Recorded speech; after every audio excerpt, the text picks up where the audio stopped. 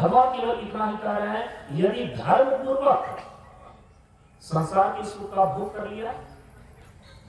भगवान ने गीता में देखिए ना क्या कहा, मैं काम हूं। आपको सुनकर के आश्चर्य होगा, भगवान कह रहे कि मैं काम हूं।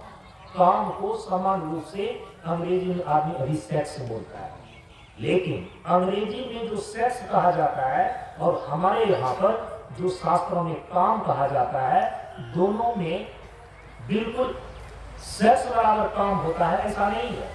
आप काम शास्त्र पढ़ करके देखिए वात्सायन का, उसमें लक्ष्य बतलाया गया है कि हम काम के विषय में ज्ञान इसलिए प्राप्त कर रहे हैं कि ताकि हम इस काम के बंधन से उपरम हो जाए, काम को पार कर जाए।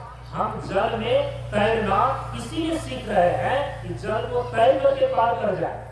जल में तैरना जल में डूबने के लिए नहीं होता है।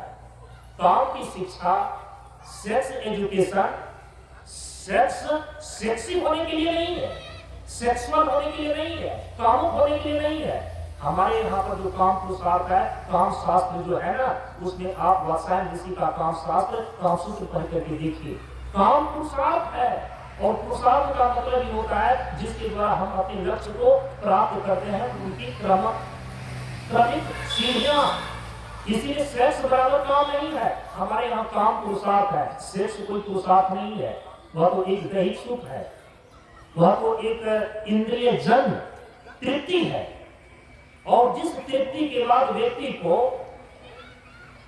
तृप्ति कम जयंती तेज है, विषय वासना की सस्ती तेज पर जीवन की रोज जलती चिता है। सावधान हो जाओ ऐ वीरो, ये तुम्हारे ओज तेज की भक्षिता है। परम पूज्य गुरुदेव कहते हैं कि परम शक्ति उसी में सन्निहित होती है जो ब्रह्मचर्य का अनुयायी और संवेदना का आधार होता है। हमारे यहाँ पर काम बराबर सेक्स नहीं है, काम का एक पार्ट है सेक्स। समझ रहे हैं? स्त्री और पुरुष जब कामुक भाव से एक दूसरे से समागम करता है, उस मैथुनिक प्रक्रिया को भी हमारे यहाँ पर सृष्टि का आधार बनाया गया। सृष्टि का आधार करने के लिए हम मैथुन में प्रवृत्त होते हैं। केवल देह का सुख प्राप्त करने के लिए हमारे यहाँ पर मैथुन में प्रवृत्त होना भी मना किया गया है। खैर, हमारे ऋषि लोग कहते हैं कि तुम संसार के सुख को भोगो, उसको भोगने के लिए जो तुम अर्थ का उपार्जन करते हो, उस अर्थ का उपार्जन भी करो, लेकिन केवल एक थोड़ा सा उसमें समीकरण ये बैठा लो कि हम धर्म पूर्वक काम का उपभोग करेंगे, काम सुख को भोगेंगे, धर्म पूर्वक ही हम अर्थ का उपार्जन करेंगे। यदि इतना नियम आपने निर्धारित कर लिया कि धर्म पूर्वक कामोपभोग और धर्म पूर्वक अर्थोपार्जन, तो भगवान कहते हैं वह व्यक्ति अवश्य ही मोक्षगामी होगा। उसके लिए मोक्ष का रास्ता कभी भी बंद नहीं होता है। समय समय इस सृष्टि में वो एक एक सीढ़ी को पार करता हुआ जीवन के चरम लक्ष्य मोक्ष तक एक दिन अवश्य पहुंच जाएगा। इसलिए भगवान ने अर्जुन को समझाया है अहम कामो अस्मि। लेकिन केवल भगवान ने इतना नहीं कहा कि मैं काम हूं और केवल मैं काम हूं, लेकिन कैसा काम हो, उसके आगे पीछे शब्दों पर ध्यान दीजिए। भगवान ने क्या कहा गीता में? धर्म अविरुद्धो कामो अस्मि। धर्म के अविरुद्ध जो काम है, माने धर्म नियंत्रित धर्मानुकूल जो काम है वो मैं हूं। और ये कहने का अभिप्राय है, हमारे भाष्यकार आचार्यों ने इसका भाष्य किया है कि भगवान के इस वचन का अभिप्राय है यदि धर्म पूर्वक कामों को भोग करते हो, धर्म पूर्वक अर्थोपार्जन करते हो, एक दिन तुम परमात्मा तक अवश्य ही पहुंच जाओगे।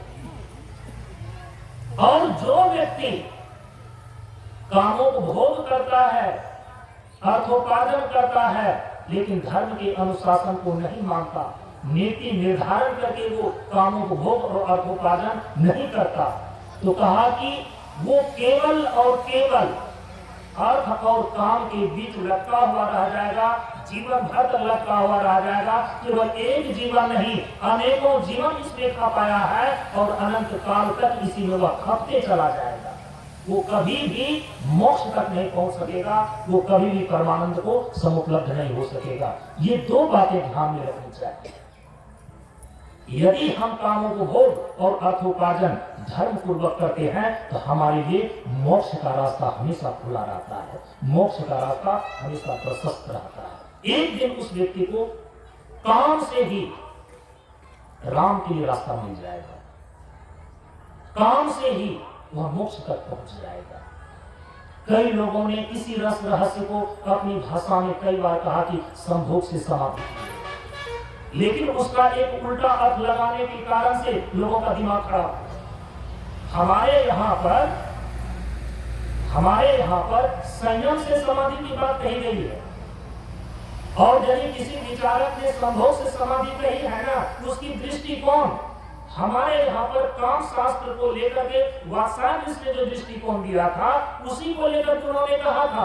लेकिन आम जनता उस बात को ठीक ढंग से ग्रहण न करने के कारण से उस पर गालियां बरसी, ईंटे पत्थर बरसाए गए, उनको जेल में डाले गए। समझ रहे इस चीज को?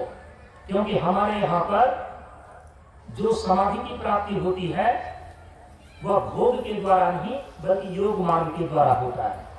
और योग के 8 अंग हैं, उस 8 अंगों में संयम, नियम, आसन, प्राणायाम, प्रत्याहार, धारणा, ध्यान और समाधि।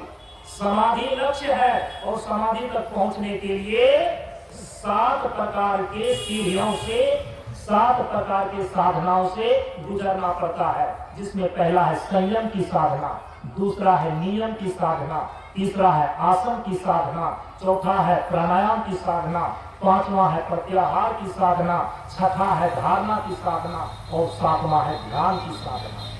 ये 7 प्रकार की साधना जो करता है एक दिन वो समाधि को उपलब्ध हो जाता है, ईश्वर दर्शन को हो जाता है, परमानंद की समुपलब्धि हो जाती है। तो हमारे यहाँ पर योग मार्ग के द्वारा समाधि में जाना बतलाया गया है और जहां से आरंभ होता है उसका पहला अंग है संयम। लेकिन काम शास्त्र के अनुसार से वहां एक दृष्टि दी गई है कि तुम काम से राम तक पहुंच सकते हो। यदि इसको ठीक ढंग से नहीं समझेंगे तो फिर वही संभोग से समाधि की प्राप्ति पर इतना बवाल जिससे मचा था और आज भी मच रहा है। हमारे यहाँ पर संयम से समाधि ये है योग मार्ग। और जब बोला जाता है कि संभोग से समाधि की प्राप्ति नहीं कहा गया, जिन महापुरुषों ने भी ऐसा कहा है उन्होंने कभी ऐसा नहीं लिखा कि संभोग से तुम्हें समाधि की प्राप्ति होगी। उन्होंने सब लिखा संभोग से समाधि की ओर तुम प्रस्थान कर सकते हो।